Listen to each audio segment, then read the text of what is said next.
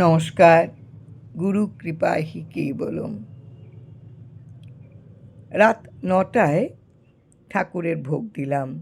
সেখানে আমরা ৩ ভাই ছিলাম। আমরা আভূমি প্রণত হইয়া কক্ষান্তরে চলিয়া যাই, কারণ প্রথা আছে ঠাকুরকে ভোগ নিবেদন করে দরজা বন্ধ করে ২০-২৫ মিনিট বাইরে অপেক্ষা করতে হয়। আমরা প্রায় ২০ মিনিট পর যাইয়া ভোগের প্রসাদ লইয়া নিচে নামিলাম। আহারের পর বরদা আমাকে বললেন, ফণি, রাত্রিতে ঠাকুরকে দেখাশোনা করবার জন্য দক্ষিণের কোঠায় তুমি ঘুমাইও। আমি উপরের ঘরে উঠিয়া ঠাকুরকে বিশ্রাম করতে বলিয়া মশারি ফেলিয়া দিলাম। ঠাকুর শয়ন করলেন। আমি নিদ্রাভিভূত হইয়া পড়লাম। গভীর রাত্রিতে হঠাৎ আমার ঘুম ভাঙিয়া গেল। ঠাকুরের নিকট যাইয়া দেখি ঠাকুর এপাশ ওপাশ করিতেছেন। আমি আমার হাত দুখানি মশারির ভিতরে লইয়া সযত্নে হাত ও পায়ে হাত বুলাইয়া দিলাম। ঘড়িতে তখন 3:45 বাজিতেছে। দেখিয়া ঠাকুরের পাতক ইত্যাদির ব্যবস্থা করিতে নিচে নামিয়া আসিলাম।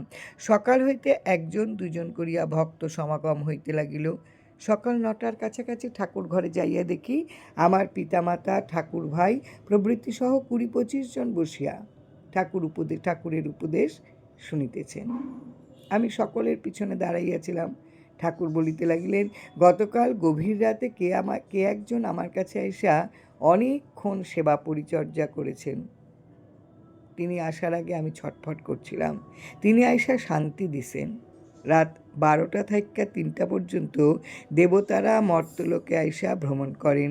তখন যারা যোগে সাধ্য সাধনে ব্যাপৃত থাকেন, দেবতারা তা দেখেন এবং যোগ সাধনের ব্যাপারে অদৃশ্যে সহায়তা করেন ও আশীর্বাদ কইরা যান। তাগো দেহ সৌরভ কোনো কোনো ক্ষেত্রে সাধকেরা পায়। মর্তলোকের যে কোনো সৌরভ তাগো দেহ সৌরভের নিকট তুচ্ছ। ঠাকুর নীরব রইলেন। সকলে ঠাকুর প্রণাম করিয়া চলিয়া গেলেন। ফণীন্দ্রকুমার মালাকারের লেখা রামভাই স্মরণে 27 নম্বর পৃষ্ঠা থেকে আজকের নিবেদন। জয় রাম, জয় রাম।